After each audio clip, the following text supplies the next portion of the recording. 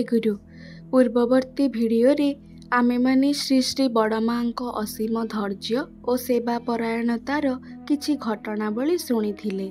आसंतु आज आमे शुणिबा श्री श्री बड़मांको अद्भुतपूर्व स्थैर्य धैर्य एवं साहसर कथा। देवघर गोटे घटना। श्री श्री ठाकुर बंगलार हॉल घरे थांती। तांकरी शरीरटा विशेष भल नाही। कौनसी कारणरू बनलता मांको उपरे से रागी खूब चित्कार करती एवं कौनसी मते मध्य राग कमिबार उपाय ही नाही। श्री श्री बड़मा दौड़ी आसी तांको बिछଣା उपरे बसाई देले। श्री श्री बड़मांको अत्यंत साहस नथिले से सामना को आसी तांको निरस्त करि पारि न थांते। श्री श्री बड़मां को समस्ते माँ रूपरे देखिछु। तांको मध्यरे स्नेहमयी मातांको रूपटी जेपरि थिला सेपरि से कठोर व्यक्तित्वर अधिकारी मध्य थिले। से व्यक्तित्व संपन्ना नारी थिले। श्री श्री ठाकुर कहिछंती व्यक्तित्व किपरि भावरे विचार करा जाए तारी 5टी विषयरु स्पष्ट अनुमेय करी हुए। प्रथमतः पितामातांको उपरे श्रद्धा, द्वितीयतः कार्य संपादन रे त्वरित्व, तृतीयतः पर्यवेक्षण शक्ति, चतुर्थतः आत्मसंयम रे क्षमता एवं पंचमतः धारणा।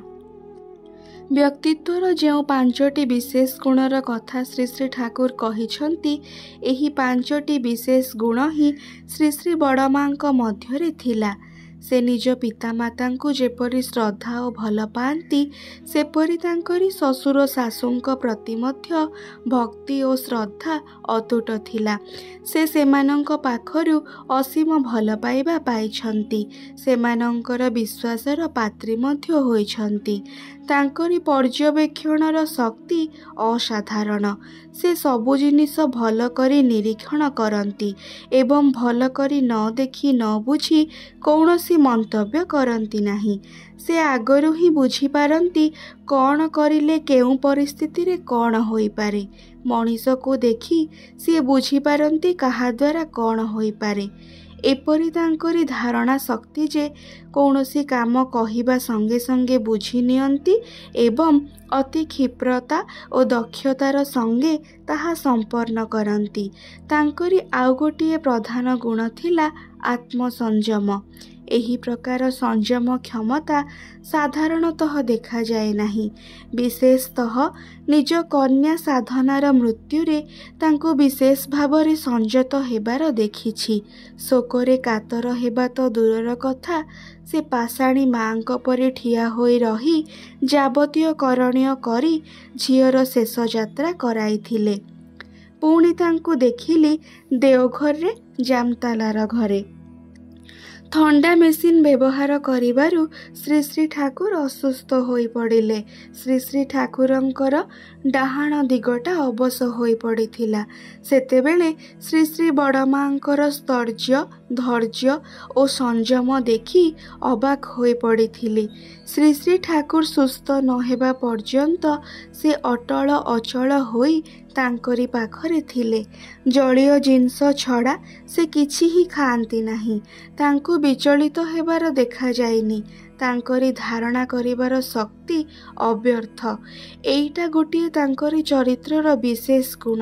विशेष करी पर्यवेक्षण न करी से कौनसी विषय रे धारणा दियंती नाही। श्री श्री ठाकुर निजपरी करी श्री श्री बड़मां को गठन करि नेइथिले।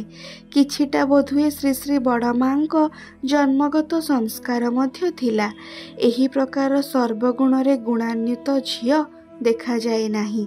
नारी मानंक मध्यरे से आदर्श। तांकरी लज्जा देखि ही मने हेउथिला जे लज्जा ही झियो मानंकर भूषण। तांकरी शालीनता बोध देखि मने हेउथिला एइटा झियो मानंकर अवश्य ही रहिबा दरकार। एपरि मने हुए जेपरि श्री श्री बड़मांक पादपीठ तले बसी सारा जीवन धरी शिक्षा ग्रहण कले मध्य ताहा समाप्त हुए ना। श्री श्री बड़मांक कथा कहिले एवं शुणिले मोर अंतर भरी उठे। से नारी जातिर गर्व, आम मानंकर गर्व जे से आम मानंकर बड़ माँ, आम मानंकर माँ। ଏହା ଥିଲା ମମତାମୟୀ ଜଗଜ୍ଜନନୀ ଶ୍ରୀ ଶ୍ରୀ ବଡ଼ମାଙ୍କର ନରଲୀଳାର ଅପୂର୍ବ ଗାଥା। ଚିନ୍ମୟୀ ରୂପେ ସିଏ ଜୀବନ ସଞ୍ଚାର କରି ଚାଲିଛନ୍ତି ପ୍ରତି ଜନପ୍ରାଣରେ। ସ୍ନେହମୟୀ ଜଗଜ୍ଜନନୀଙ୍କର ଅପୂର୍ବ ଲୀଳା କାହାଣୀର କଥା ବିଶ୍ୱ ମାନସ ପଟରେ ଚିରସ୍ମରଣୀୟ ଏବଂ ଚିରବନ୍ଦନୀୟ ହୋଇ ରହିଥିବ। ଜୟ ଗୁରୁ। ବନ୍ଦେ ପୁରୁଷୋତ୍ତମମ୍।